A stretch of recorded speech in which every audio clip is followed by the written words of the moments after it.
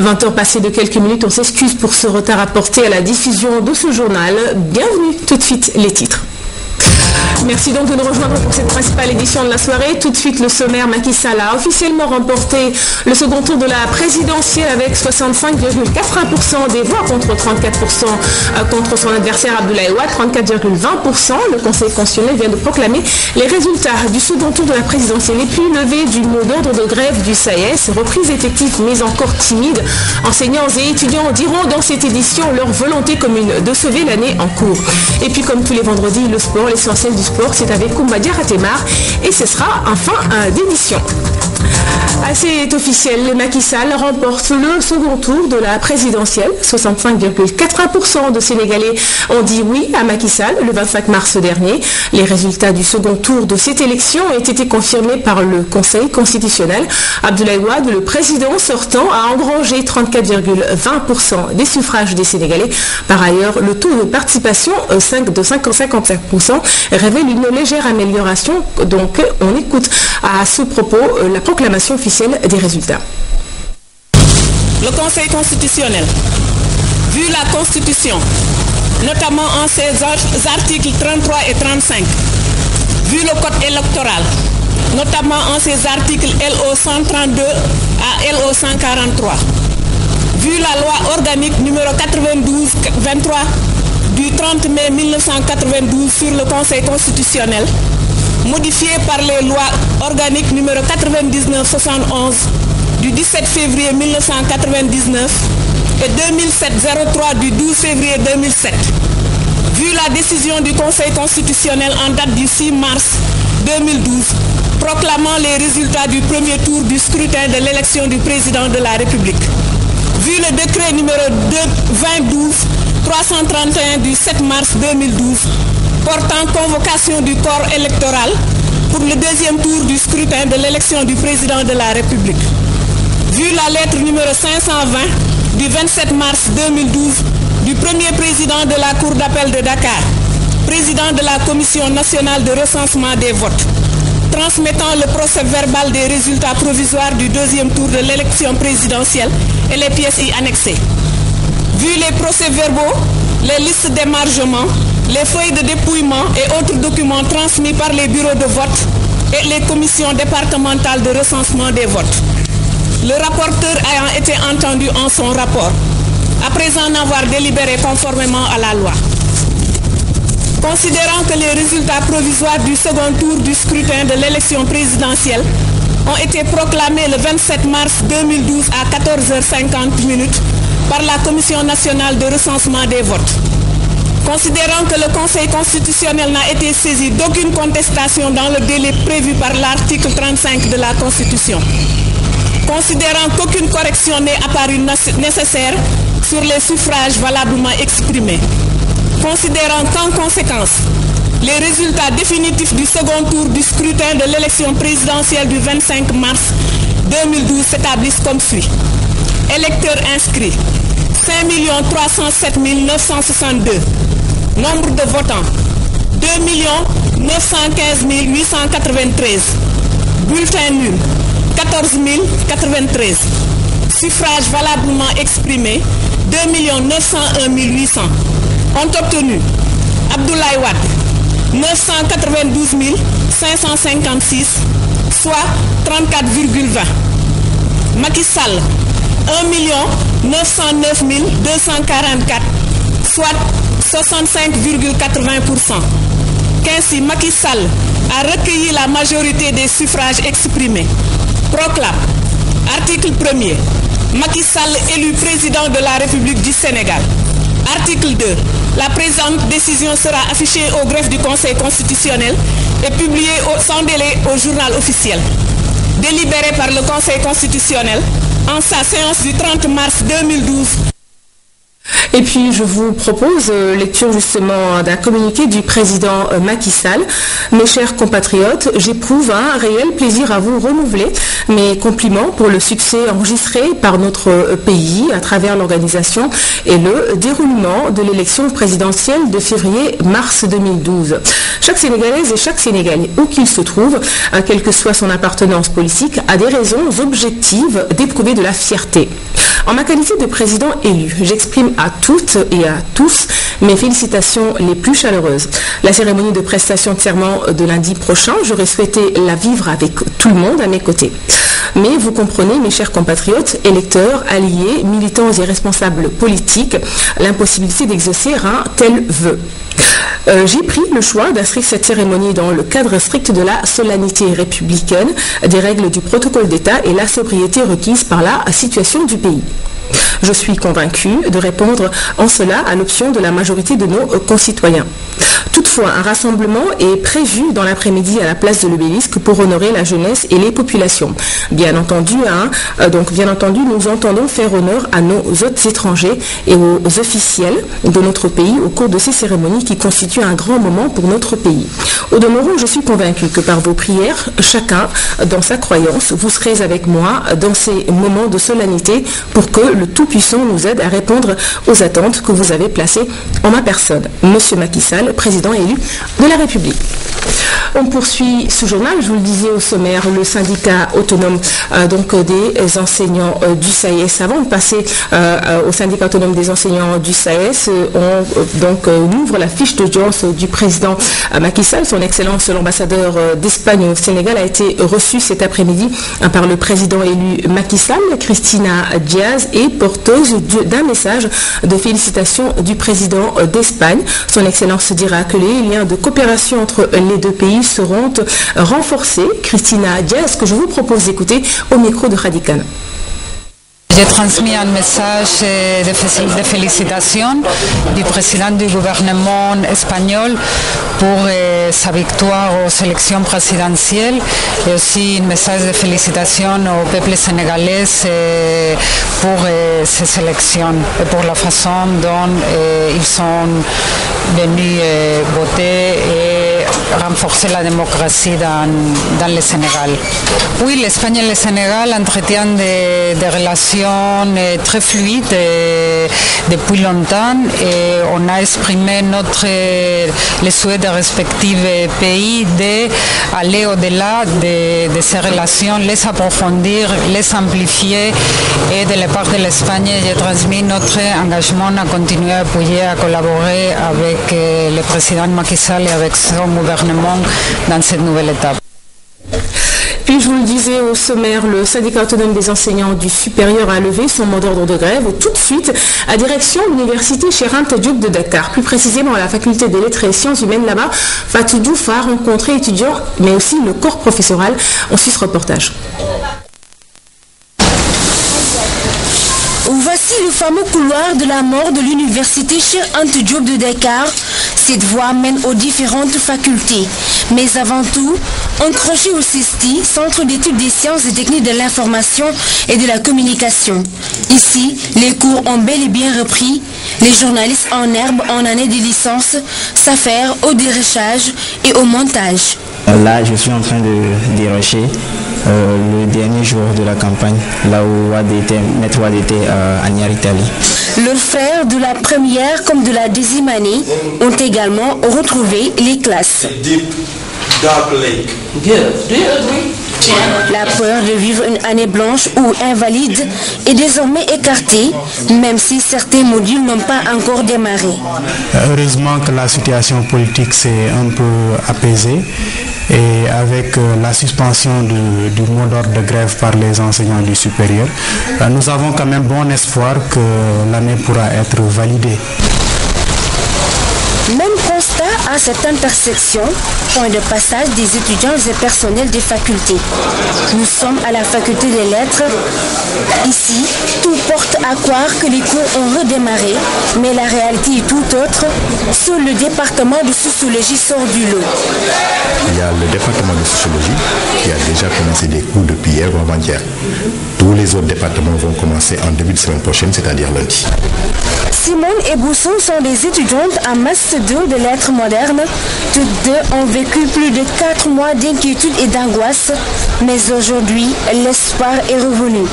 On a déjà beaucoup perdu, on a perdu beaucoup de temps, mais quand même, je pense qu'ils feront le possible pour sauver l'année quand même. Et ne serait-ce que prolonger les cours durant les grandes vacances, aller jusqu'en septembre, pourquoi pas. Espérons que tout va rentrer dans l'ordre et que les profs vont regagner les salles. L'année scolaire 2011-2012 sera sauvée, assurance du doyen de la faculté des lettres. D'ailleurs, un nouveau calendrier vient d'être arrêté pour rattraper les 24 semaines perdues. Nous allons faire cours du 1er avril jusqu'au 22 juin. Nous faisons les examens du 22 juin au 30 juin. Ça fait un total de 12 semaines de cours et examens. Le premier semestre validé. Ensuite, le second semestre, nous ferons cours du 1er juillet au 22 septembre. Les examens du 22 septembre au 30 septembre, ça fait un total de 12 semaines de cours et examens, ce qui valide l'année. Maintenant, la balle est dans le camp des étudiants. Ils sont appelés à rejoindre les amphithéâtres dès la semaine prochaine. Et puis on revient justement sur le second tour de la présidentielle. Mention spéciale au peuple sénégalais pour la présidentielle de 2012. Ce sont là les propos de Abbé Alphonse Seck. Il est le secrétaire général de la mission d'observation Justice et Paix. Il a aussi saisi l'occasion pour souligner quelques dysfonctionnements. Ibrahim Anou. La maturité du peuple sénégalais, la transparence de l'élection présidentielle, entre autres, un constat fait par la mission d'observation de l'Église du Sénégal, composée de la Commission épiscopale Justice et Paix et du Mouvement national des scouts du Sénégal. Notre mission a déployé 873 superviseurs et observateurs qui ont visité 3837 bureaux de vote. Elle a installé des antennes départementales et une coordination nationale ici même à la centrale des œuvres catholiques de Dakar. Elle a aussi bénéficié du concours généreux de M. Alphonse Diombo Tchakan pour la remontée par SMS des résultats proclamés dans les bureaux de vote observés. Cette élection digne d'une grande démocratie selon l'abbé Alphonse Seck n'a pas cependant été exempte de dysfonctionnement. Notre mission est préoccupée par les nombreux cas d'achat de conscience et de cartes d'électeurs, ainsi que par des tentatives d'influence d'électeurs. Ces pratiques ont été relevées par nos observateurs dans la plupart des départements, notamment à Kermaïfad, à Pékin, à Rufisque, à Mbao, à Kaolack, à Richardson, à Tivaouane, etc. Une pratique antidémocratique qui exploite selon nous la pauvreté, voire la naïveté, l'ignorance de certains citoyens. Comme l'ont fait le président Abdou Diouf en 2000 et Maître Abdoulaye Wade en 2012, Abbé Alphonse Seck invite les leaders politiques à ériger cette pratique en règle, une pratique qui consiste à reconnaître la victoire de son adversaire et à le féliciter à temps. Et puis on reste dans ce climat des élections. Le directeur général des élections informe à travers ce communiqué qu'une révision exceptionnelle des listes électorales est instituée en vue des élections législatives du 17 juin 2012. Cette révision qui dure du 5 au 15 avril 2012 concerne aussi bien les Sénégalais vivant sur le territoire national que nos compatriotes établis à l'étranger. Peuvent participer à ces opérations les citoyens qui sollicitent une nouvelle inscription et qui ont 18 ans.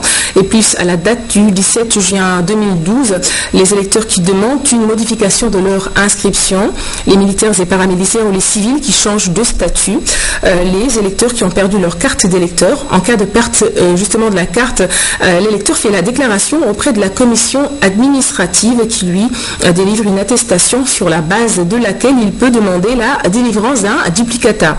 La commission procède à des radiations d'électeurs soit sur demande, soit d'office. Quelle que soit l'opération, l'électeur doit se présenter avec une carte nationale d'identité numérisée. Il doit également se prémunir d'un certificat de résidence ou d'un document officiel justificatif de son attachement, de son rattachement à la collectivité locale, au cas où l'adresse domiciliaire figurant sur la carte nationale d'identité ne se trouve pas dans la dite collectivité. Les récépissés des cartes nationales d'identité d'identité ne sont pas admis. S'agissant des électeurs qui ont perdu leur carte, le directeur général des élections rappelle que cette révision est la seule occasion qui leur est offerte pour demander et réobtenir un duplicata. Le directeur général des élections exhorte les électeurs à se rendre le plus rapidement possible dans les commissions administratives de leur localité, car toute prorogation de la période de révision exceptionnelle des listes électorales est totalement exclue.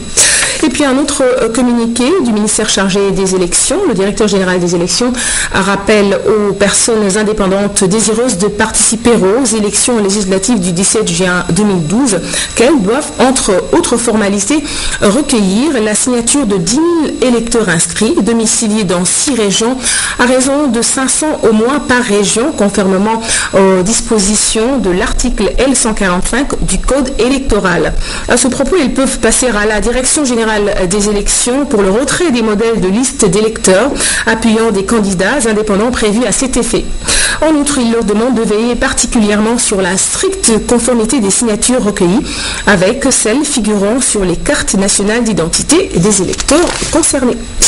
On poursuit ce journal, on parle aussi éducation avec cette profession de foi du réseau des enseignants de l'Alliance pour la République. L'organisation a réaffirmé son engagement à trouver des solutions afin d'éviter une année blanche face à la crise que traverse le secteur. On écoute l'un d'eux. On a convoqué cette rencontre pour faire face à la presse, rappeler en tout cas ce que nous avions fait dans l'opposition avec le président Macky Sall, parce que le président Macky Sall a eu confiance aux enseignants. Les enseignants ont joué un rôle important au niveau du processus électoral. Quelles sont vos propositions pour résoudre ce problème de crise-là, parce qu'on frôle l'année blanche? Si vous voyez la plateforme des enseignants au niveau des syndicats, c'est le non-respect des accords. Déjà, il faut régler cette question-là. Mais il y a d'autres questions plus importantes que peut-être des états généraux, des assises pourront peut-être détailler et prendre en charge. Mais en tout cas, dans un premier temps, il faudra demander aux enseignants qui sont toujours en mouvement d'arrêter la grève.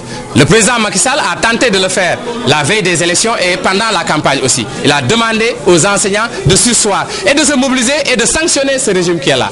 Il y en a qui l'ont fait, mais il y en a qui persistent. Maintenant, nous demandons à tous les syndicalistes de nous faire confiance nous-mêmes, mais aussi de faire confiance au président Macky Sall. Inch'Allah, avec lui, nous espérons que des solutions seront trouvées pour éviter l'année blanche, pour éviter aussi une année invalide. Et là aussi, il faut l'implication de tout le monde. Au-delà des syndicats, aussi les partenaires sociaux, les parents d'élèves, les enseignants aussi, les élèves aussi qui se sont constitués en groupe très fort. Vous le savez, le Sénégal fête ce 4 avril son accession à la souveraineté internationale. Pour ce qui est de la retransmission en direct, la radio-télévision sénégalaise est seule habilitée à retransmettre en direct la cérémonie de prise d'armes. Les autres chaînes pourront, si elles le désirent, reprendre le signal de la RTS. La direction de l'information et des relations publiques des armées en a fait l'annonce au cours d'une rencontre avec la presse, Louis-Philippe Sagna. Cette rencontre a lieu chaque année à l'approche de l'événement. La direction des relations publiques des armées DIRPA compte donner toutes les informations utiles afin d'éviter les failles. On ne peut pas permettre à tout le monde de suivre la voiture de commandement. Cela dit, la cellule de la présidence de la République et la DIRPA sont les seules habilités à prendre place à bord du vélérad de commandement. On permettra à tous les photographes et caméramens, une fois le président de la République installé, de prendre pendant 3 minutes des images des autorités qui seront sur place. Pour la remise des décorations, le même dispositif, je veux dire les mêmes consignes vont être reconduites. Le 4 avril est une fête nationale. Tous les citoyens doivent vivre les festivités en temps réel. Pour ce qui est de la télévision, seule la RTS est habilitée à faire une retransmission en direct de l'événement, mais elle mettra à la disposition des autres télés le signal. Donc, on devrait avoir sur tous les écrans des autres télévisions que les images produites par la télévision RTS. Le 52e anniversaire de notre accession à la souveraineté internationale coïncide avec l'élection de nouveaux présidents. D'importantes personnalités, notamment des chefs d'État et de gouvernement, sont attendues.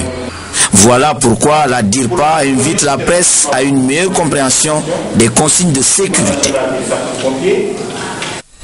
À présent, une fenêtre sur le monde. On parle du Mali. La CEDEAO durcit le ton et lance un ultimatum de 72 heures aux putschistes pour qu'ils quittent le pouvoir. L'organisation ouest-africaine menace aussi de geler les comptes du pays et de l'isoler. Face à la junte, la CEDEAO choisit la manière forte, l'ultimatum. Jeudi à Abidjan, les 6 pays mandatés par la Commission ont réclamé le départ des putschistes et le retour à l'ordre constitutionnel d'ici lundi. Sinon, le Mali et les militaires au pouvoir s'exposent à une longue liste de sanctions. Gel des comptes du Mali à la BCEAO. Gel des avoirs des différents responsables du CNRDE et de leurs associés dans les pays membres de la CEDEAO. Fermeture au Mali de l'accès des ports des pays côtiers de la CEDEAO. La sévérité de la CEDEAO s'explique peut-être en partie par les incidents de jeudi. La réunion devait avoir lieu à Bamako, mais des dizaines de partisans de la junte ont manifesté à l'aéroport. Les chefs d'État d'Afrique de l'Ouest ont donc fait demi-tour. Aujourd'hui, la menace d'un embargo met les putschistes maliens au pied du mur. Ils semblent dépassés par la tournure des événements, notamment dans le nord du pays, toujours en proie à la rébellion Touareg. Ce vendredi, le chef de la junte réclame carrément l'aide militaire de la CEDEAO. La situation est à cette heure critique. Notre armée a besoin du soutien des amis du Mali à sauver les populations civiles et sauvegarder l'intégrité territoriale du Mali. Quelques heures avant cette déclaration, la ville stratégique de Kidal, dans le nord du pays, est tombée aux mains des rebelles Touaregs. Une perte très symbolique pour la junte. Pour justifier leur putsch du 22 mars, les militaires avaient argué de l'échec du gouvernement à mater cette rébellion. Justement, en image, on se rend dans le nord du Mali où la situation se dégrade de plus en plus. Les rebelles gagnent du terrain. La ville de Kidali est tombée entre leurs mains. À Gao, l'inquiétude grandit. La guerre se rapproche et en ce jour de marché, la ville grouille d'hommes en armes, des militaires, des groupes d'autodéfense venus acheter des réserves de nourriture. La vie à Gao est carrément différente et a carrément changé sur tous les plans. Plus au nord, Kidal est tombé ce vendredi aux mains des rebelles Touaregs du MNLA, le mouvement national pour la libération de l'Azawad et de ses alliés islamistes. Prochaine cible sur la liste, Tombouctou et Gao. Depuis janvier, ce sont 200 000 civils qui ont fui les combats, comme cette famille qui a tout perdu. C'est avec l'insécurité qu'on est venu à Gao. Donc on est à Gao ici, malgré nous-mêmes. Parce qu'on a déjà construit à Menaka et installé, on s'est marié là-bas, on a eu des enfants. La situation humanitaire risque de s'aggraver encore, car la région était déjà fragilisée par la sécheresse. La situation humanitaire est aussi aggravée par cette crise alimentaire dont on parle tant, qui concerne toute la zone sahélienne. La situation des combats vient aggraver une crise alimentaire qui était déjà là présente. À Gao, la Croix-Rouge et le Programme alimentaire mondial ont lancé des opérations d'urgence. Mais au nord, dans la zone des combats, l'accès aux populations civiles est extrêmement difficile. Retour à l'actualité au Sénégal, on parle agriculture et on parle du projet semencier. À un mois de la fin, justement, d'exercice de ce projet, le projet cherche une stratégie pour continuer ses activités, financée par l'USAID pour contribuer à la promotion d'un secteur semencier privé. Le programme est exécuté par l'Alliance semencier pour l'Afrique de l'Ouest en collaboration avec les différents acteurs du secteur. On en parle avec Bachir Ba. La sécurité alimentaire passe par une agriculture performante et cette dernière nécessite des semences de qualité en quantité et disponibles à temps. L'Alliance semencière pour l'Afrique de l'Ouest compte œuvrer pour une disponibilité permanente des semences. L'objectif global de WASA est l'établissement dans la sous-région d'une industrie semencière capable de fournir aux producteurs des semences et autres intrants de bonne qualité à un prix juste et en temps opportun. Waza Seed Project renforce la capacité des acteurs de la chaîne des valeurs semences et développe l'entrepreneuriat semencier. Le projet aide à l'harmonisation et à l'intégration d'une politique régionale commune aux pays membres de la CEDEAO et du SILS. Présent dans 6 États de la sous-région, le projet semencier est une contribution du gouvernement américain dans Wassa par le canal de l'USAID. Les activités concernées par Wassa Seed Project font partie des priorités de l'USAID qui interviennent auprès du gouvernement du Sénégal et du secteur privé pour appuyer la définition et l'application de politiques et de stratégies aptes à favoriser la croissance, l'amélioration de la compétitivité des entreprises et la création d'emplois. La modernisation et l'intensification de l'agriculture, le renouvellement et l'amélioration du matériel végétal ainsi que la mise en place d'un cadre légal demeurent des urgences. Le désengagement de nos États dans l'approvisionnement en intrants a laissé un vide que les opérateurs privés devront combler si les incitations et les opportunités leur sont. Les participants sont persuadés que des avancées significatives ont été notées en 2 ans d'activité. Ils affirment néanmoins que des progrès restent à faire. Cette journée de réflexion permettra de trouver une stratégie pour continuer le travail de Waza Seed Project au-delà d'avril 2012, date de l'échéance.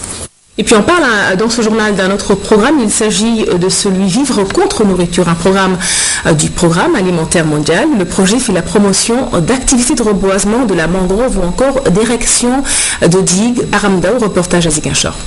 Le paysage ne trompe pas sur la région où nous sommes. Koubalan fait partie de Ziguinchor. Il est situé à 22 km au nord-est de Bignona. Le village regorge de beaucoup d'écosystèmes, dont la mangrove. Les jeunes palétuviers en disent long sur des activités de reboisement. Elles sont l'œuvre d'organisations communautaires de base. Nous sommes d'accord avec un groupe de chercheurs canadiens qui dit que le développement durable, c'est une notion plus ou moins floue et qu'il faut la clarifier en la rendant plus opérationnelle. Donc éduquer vers un avenir viable consiste d'abord à se concerter, ensuite à entreprendre ensemble dans le bénévolat, mais ensuite d'attendre les résultats dans 10-15 ans. La durée peut paraître longue pour des populations sans doute dans le besoin. Pour les motiver à s'investir si bénévolement dans l'environnement, le PAM est venu en appui avec ses vivres. Mais le PAM vient pour dire, nous donnons des vivres aux populations qui voudraient entreprendre des actions dans l'environnement, n'est-ce pas, en attendant que ces actions aient leur impact dans leur vécu. Partout où un besoin d'investissement humain se fait sentir dans la zone, le PAM intervient avec ses vivres. Le village de Diguipoun avait sollicité des digues pour réhabiliter sa vallée morte. Les populations étaient obligées de faire de très longues distances, 4 km pour aller pratiquer la riziculture dans d'autres vallées. Concrètement, nous avons appuyé les populations en leur donnant des aliments qui est composé de céréales, de légumineuses, huile et du sel. La première chose qu'on a fait, c'était d'abord de sécuriser, d'isoler les réserves du fleuve. Les gens se basant sur le savoir endogène, nous ont indiqué le lieu le plus propice qu'eux ils pensent que déjà en le faisant pour récupérer ça. La deuxième chose, c'était de faire des digues de rétention qui permettent d'isoler petit à petit des blocs, de les sécuriser et maintenant de passer à l'étape. Et enfin, l'étape ici, c'est par rapport à la parcellisation.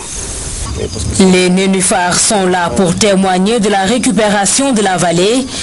Mais pour en avoir le cœur plus net, certains paysans du village ont déjà commencé à cultiver les champs testes. Ça va beaucoup mieux maintenant. Vous voyez l'étendue de nos rizières, nous n'avons plus besoin de partir ailleurs.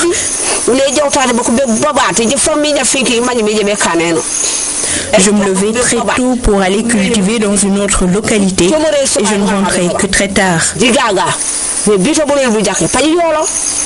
Cette vallée-ci appartient au village de Balankine Sud. Toujours dans le département de Bignona, elle fait partie des zones les plus prisées par les paysans de la localité. Un problème de rétention de l'eau se posait à ce niveau, mais 2 grandes digues y ont été construites pour remédier à la situation. Présentement, nous avons de la rétention d'eau qui peut durer jusqu'en février. Donc c'est un impact qui permettra aux populations de s'adonner à d'autres agricultures, d'autres activités agricoles telles que le maraîchage qui se fait au niveau de la vallée. Autrefois, il n'y avait pas ce cas. Donc il y avait l'impossibilité, la difficulté c'était d'avoir de l'eau en permanence, surtout jusqu'à une certaine période de l'année. Des vallées récupérées par-ci, de la mangrove régénérée par-là.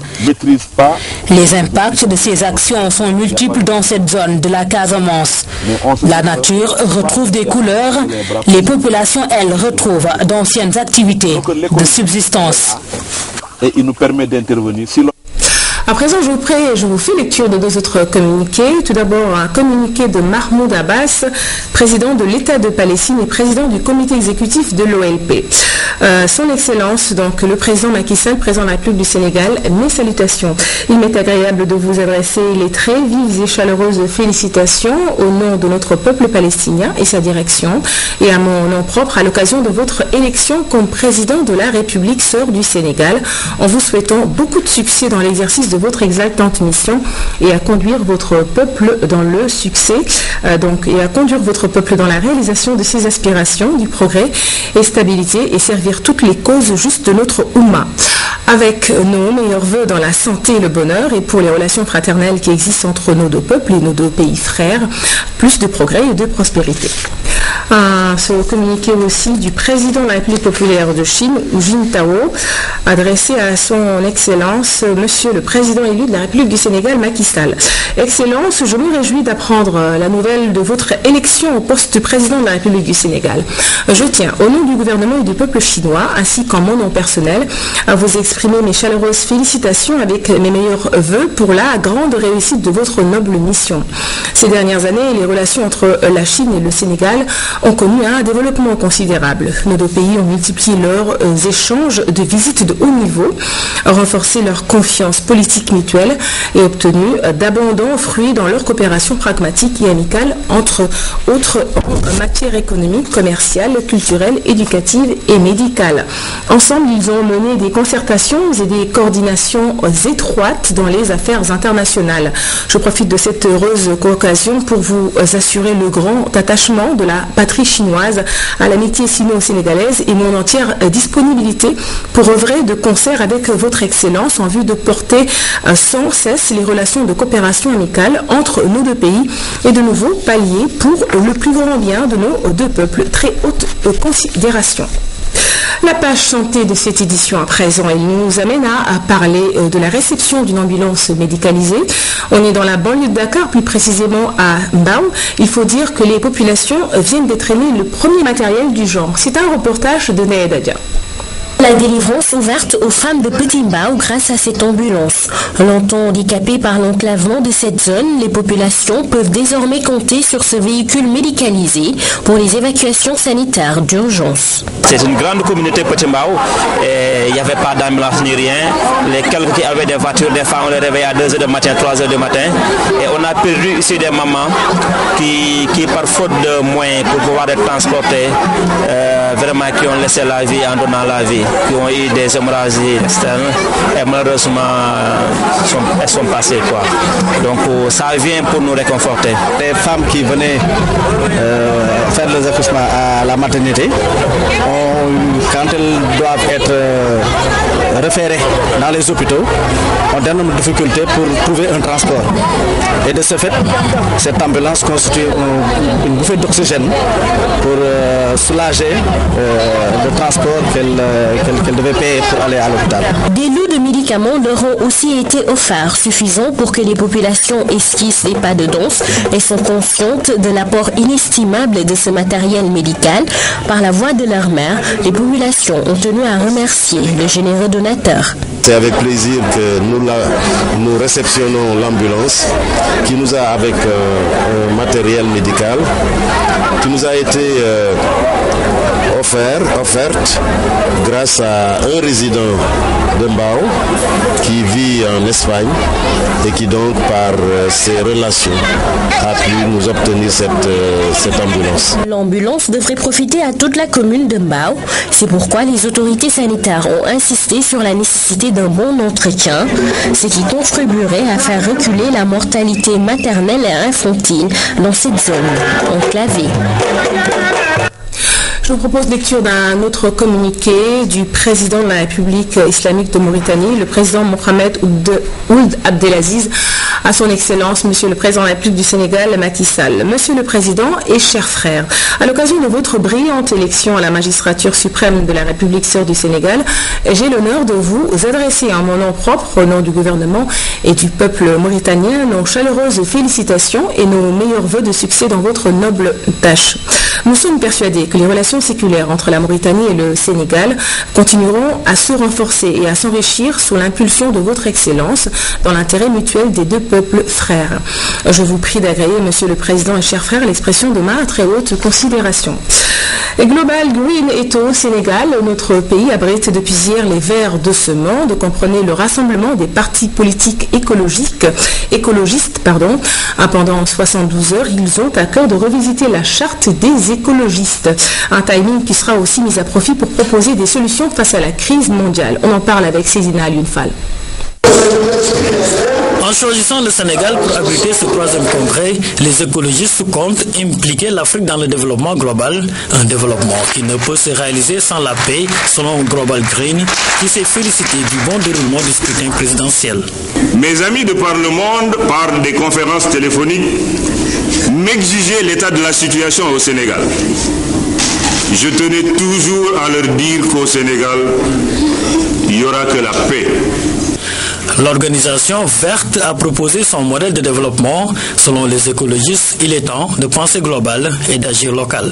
Nous combattons pour l'avènement d'un monde nouveau à travers un monde de développement soutenable qui pourrait être à la hauteur des attentes des couches sociales les plus défavorisées de la planète. Si nous voulons que notre ambition pour bâtir un monde plus harmonieux, parce que mieux développé, qui implique et responsabilise les citoyens, il nous faut apprendre à ces citoyens à la base à se prendre en charge et à se faire confiance. Ceux qui disent pour avoir un développement économique, pour avoir la richesse, on n'a finalement pas besoin de démocratie. Et ça, c'est un risque très très grave. Durant 3 jours, les écologistes réunis au sein de Global Green vont faire le point sur tout ce qui a été réalisé depuis Kampala. L'organisation compte se restructurer à Dakar et se prépare déjà à soumettre ses préoccupations aux grandes puissances lors du sommet de Rio. Déjà, on finit avec les Verts et on se met sur la pelouse avec Koumba Diakhatema. Bonsoir. Bonsoir, Rafi. Comment ça va ce soir? Oui, ça va très bien. Alors, au menu de cette table sportive, on a du judo et du football. Tout d'abord, le football avec la 8e journée de la Ligue 1 qui a pris fin hier. Et 2 rencontres Nafi ont clôturé cette 8e journée hier. Yego Douane et Jaraaf Niaritali, 2 matchs qui se sont soldés, 2 matchs de la poule B, soldés par des nuls blancs. Les temps forts de ce match avec Hendrik Bokoko. Stage d'apprentissage difficile pour Yego dans le championnat d'élite. Face à l'Est Douane, le promu s'est créé un nombre incalculable d'occasions, sans pour autant les concrétiser. À l'image de ce bon mouvement collectif, mais sans succès. Réaction des joueurs de l'Est Douane à travers cette frappe qui passe malheureusement à côté. Les assauts vont se multiplier de part et d'autre, mais la solidité défensive sera plus présente. 0 but partout à la mi-temps. La configuration de la seconde période est identique à celle de la première. Les deux équipes se neutralisent sur ce score nul et vierge. L'Est Douane consolide ainsi sa 3e place au classement de la poule B. Tandis que Yego est toujours dans la zone rouge avec 4 points engrangés en 8 journées. Véritable statu quo. En deuxième heure, le duel Jaraaf Niaritali. D'entrée de jeu, les verts et blancs se mettent sur orbite. Les protégés d'Amadou Lamine Seck sont acculés et commettent des fautes. Sidat Ndiaye est l'auteur ici d'une charge irrégulière sur Ibrahima Cissé. L'arbitre indique le point de pénalty. Tidiane Koné, l'attaquant ivoirien du Jaraaf, face à Radim Tsoub. en l'air, il n'y avait pas danger. Et donc voilà un penalty pour Tidiane Koné. Le portier, cher Ahmed Tidiane Toub est en place. Tidiane qui rate le ballon. Dégagé. Mal tiré. Le portier de Niary Tally gagne ce duel et permet à son équipe de tenir face à la furia des joueurs du Jaraaf.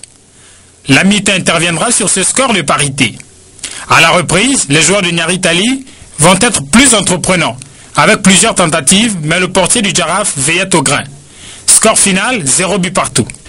Niary Tally occupe la 4e place au classement de la poule B avec 2 points d'avance sur le Jaraaf qui lui est 5e. La course au trio de tête s'annonce passionnante. Et le match Linguère-Yakar non plus, le combat n'a pas connu de vainqueur. C'était à Saint-Louis, la Linguère a été tenue en échec 0-0 au stade de Maître Babacar Seye par Yakar, la lanterne rouge. Le film du match avec Madindao. Comme au match aller, la Linguère de Saint-Louis et le Yakar du Rufisque ont encore partagé les points pour cette première journée retour de la Ligue Pro 1. Une rencontre qui n'a pas drainé beaucoup de monde au stade Maître Babacar Seye, mais qui s'est déroulée sous un temps gris et frais. Les Saint-Louisiens ont été plus en vue au cours de la première mi-temps en campant le jeu dans la zone des Rufisquois sans pour autant trouver le chemin défilé. Les attaquants pro-timorés à l'image de Mourchid Ianli, l'ombre de lui-même, et le Burkinabé Ibrahima Derme peu inspiré, se perdront dans un jeu brouillon et désorganisé. D'ailleurs, ils seront remplacés tous les deux poste pour poste en seconde période par Rémi Gomis et Ahmed Diallo. Malheureusement, ce dernier n'apporta pas la solution espérée par son coach, mais créa plutôt des problèmes à ses partenaires en se faisant expulser pour anti-jeu quelques minutes après son entrée sur le terrain. Dès lors, les visiteurs en supériorité numérique commencèrent à se montrer dangereux, se permettant même de percer la bonne défense saint-louisienne. Ils buteront également sur un Khadim Ndiaye vigilant dont les coups de boutoir en direction des attaquants ne seront pas exploités. Au bout du compte, un nul vierge que digère mal le coach saint-louisien qui n'a pas voulu faire de déclaration, mais un résultat synonyme d'objectif atteint pour son homologue rufisquois. Et puis Pedro, pour ce week-end, on entame la 19e journée. Oui, avec le Dakar Université Club qui ouvre les hostilités dans la poule A. Duc reçoit son poursuivant immédiat à la Linguère de Saint-Louis. 6e, la CSS battue lors de la précédente journée va tenter de se ressaisir à Dakar face à l'USO. Actuel 2e, le leader Djamba reçoit Gorée 3e à Sali dimanche. Et dans la poule B, choc entre Niary Tally et Tourekunda, des équipes du milieu du tableau. Le leader Casasport va chercher à consolider sa position face à l'AS Douane 3e, alors que le match des mal classés va se jouer entre Dara avant-dernier et Yego dernier. Et puis après les premiers et les deuxièmes, c'est une tautologie. On part avec la Ligue 2.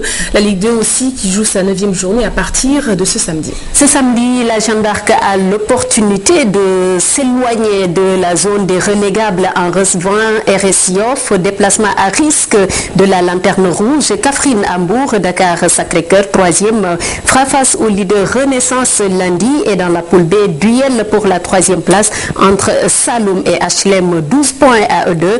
Derby thiessois entre Thiès FC et Etix, c'est au stade de Lat-Dior dimanche à 17h et Santiaba dernier reçoit encore 3e. Et le 4 avril, ça te dit quelque chose?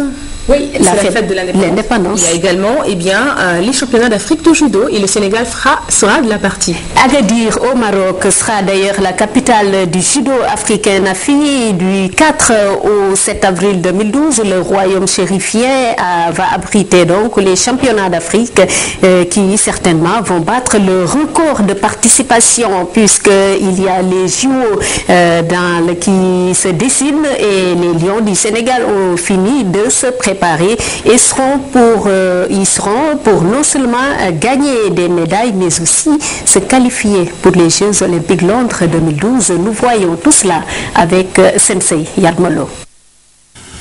Ils ont sué haut et sang durant des jours sur le tatami de l'école fédérale de judo, maître Robert Picard, le précurseur du judo sénégalais. Entrés tardivement en regroupement pour préparer le rendez-vous d'Agadir, nos lions se sont donnés à fond sans sourciller sous la conduite de Fatou Sadio et Ousmane Badji, les deux entraîneurs nationaux. Ils sont motivés, chacun est prêt pour quand même avoir une médaille et une qualification. Je demande à tout le monde de prier pour pour cette équipe, de prier pour toutes les équipes nationales. L'objectif majeur à Agadir est de monter sur le podium, synonyme de qualification pour les Jeux Olympiques de Londres en juillet prochain. Et cette compétition ne sera pas de tout repos pour tous les participants. Conscients de l'enjeu de ces championnats, les responsables de la fédération de judo avaient pris les devants pour démarrer la préparation des combattants. Depuis ce vendredi, la préparation est terminée et la liste des représentants du Sénégal a été livrée. Chez les garçons, il y a le moins de 60 Christophe Diom. Dans la catégorie des moins de 60, dans la catégorie des moins de 81 kg, on a Baye Diawara. Et dans la catégorie des plus de 100 kg, on a Amatou Mendy.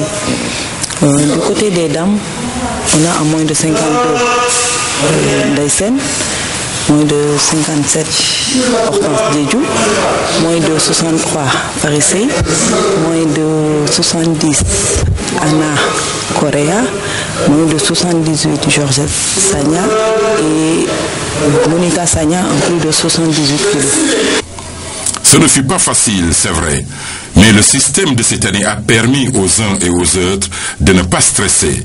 Et pour les techniciens, Agadir porte chance aux Sénégalais. Toutes les personnes citées ont déjà des points pour les Jeux Olympiques. Donc il reste à confirmer leur position. On leur souhaite la qualification pour ces Jeux. La fédération a eu à prendre certaines dispositions, surtout au niveau médical, ce qui est rassurant. Le judo, il y a toujours des bobos, mais on a pu gérer ça. Vous êtes là pour rectifier? Oui. Et depuis le début des entraînements, le regroupement, cela se passe bien? Oui, cela se passe bien. C'est bon, tout l'ensemble, c'est bon.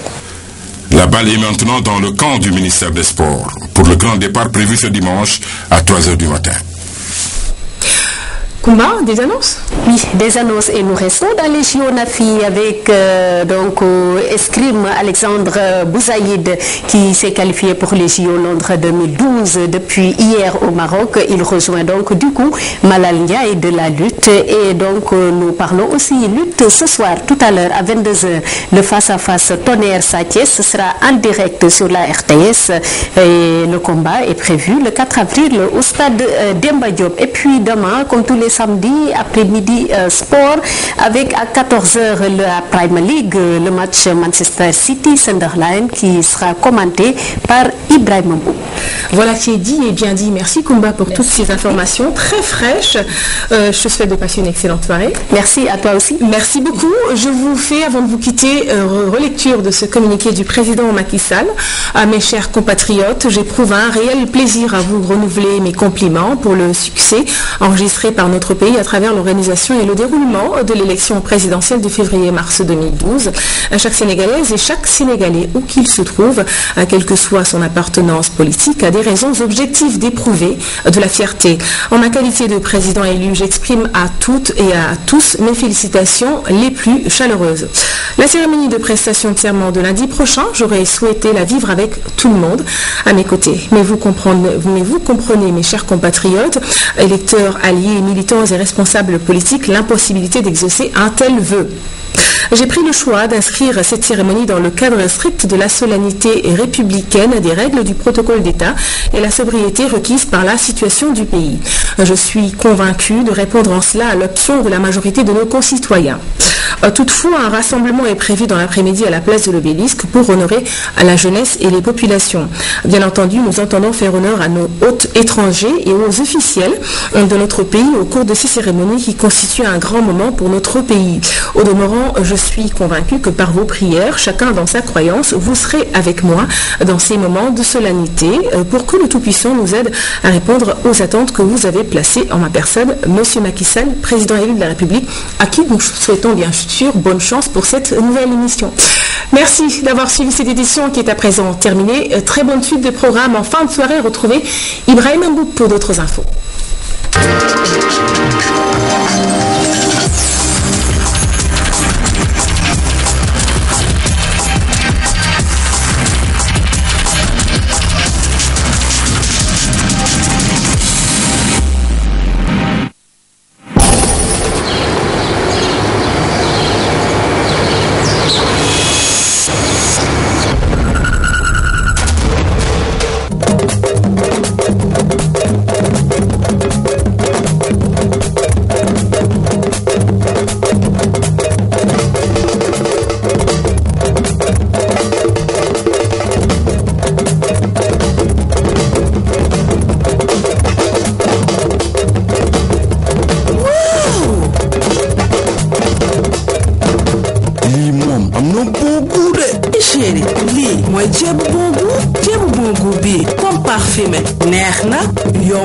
te sakkan na. waa SDC ñoo ko fi wàcce Kébé et frère jëru refiner ñoo ko fi joxe moo dof de yaa ko teree neex ak bii bon goût rek la ak boogu dina ma neex lool.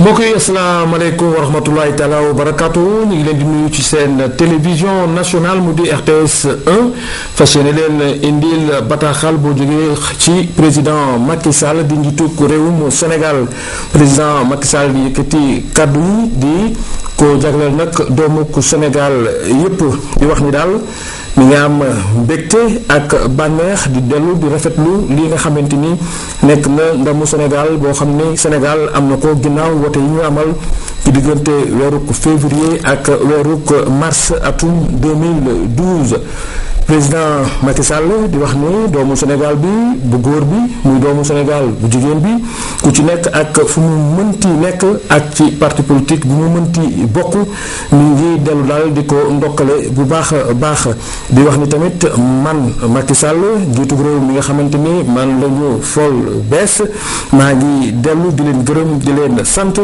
di leen ndokkale bi nga xamee ne daal amul àpp di wax ni itam cérémonie bi nga xam ne moom lañ jippee cérémonie de prestation de serment muy bëccëg bi nga xam ne moom ñu jagleel nag bu ci gug waat ngir tàmbali nag jiite lii di réewum Sénégal ñu koy amal nag altine bi di ñëw bëggoon naa nag ñu am ko ñu ñëpp àndandoo nekk benn toogandoo waaye nag dama bëgg ngeen xam ni yéen doomu Sénégal yi yéen ñi nga xam ne yéen a doon wote yéen ñi nga xam ne yéen a ma jàppale ci jamonoy wote yi yéen militants yi yéen responsable politique yi ni mbir mi daal duñ ko mën a defee ci anam yooyu nga xam ne ñu ñëpp dañuy toogandoo nekkandoo moo tax nag ma bëgg daal ñu amal ko ci li nga xamee ni noonu la gën a yombee man président de la République Macky Sall man ñi nga xam ni moom ngeen fol bees maa taamoo mbir mi ñu amale ko noonu ndaxte li ñu seet rek moo di ne li nga xam ne moom la yoon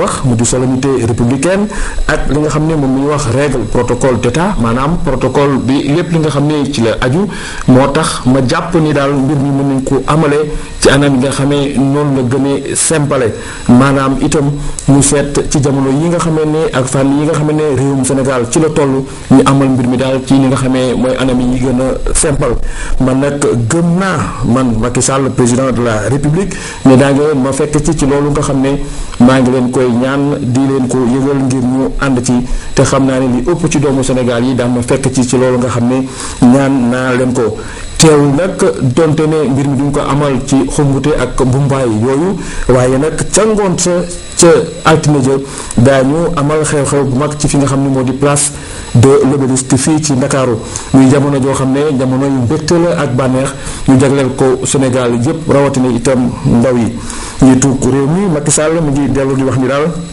bëgg na itam ci jamono jooju ñu bëggal ci ñi nga xamante ni ñoom ñooy gan yi nekk fii ci biir Sénégal ñoom ñi nga xam ne itam dëkk nañu fii ci biir Sénégal donte ni ci yeneen réew lañuy jógee am na ci ay gan yoo xam ni daañu ñëw fekk si mbir mi ñu leen di wax ay officiel jóge fu ne ñoom it jamono yooyu dina nekk seen i jamonoy mbégte ak bànneex gëm naa itam ni ci seen i ñaan ci diine ju ngeen mënti bokk daa ngeen ñaan fexe ba loolu yépp jaar ci anam yi nga xamee noonu la gënee yàlla jàppale ñu ci bu baax a baax ba lépp loo xamante ni yéen ki ci séentu man ma ko ci séentu ñu mën ci am moom président Macky Sall nag di président élu de la République du Sénégal moo génnee communiqué di bataaxal boo xamante ni jàng nañ ko ci tubaab sànq ngeen dégg ko ci journal télévisé ñu indiwaat ko fii ci nasaraan mën ci jàpp rek li ci gën a fees ci li nga xam ne ay kàddu la yu président de la République yëkkati muy nag xew-xew bi nga xamante ni war nañ ko amal naka altine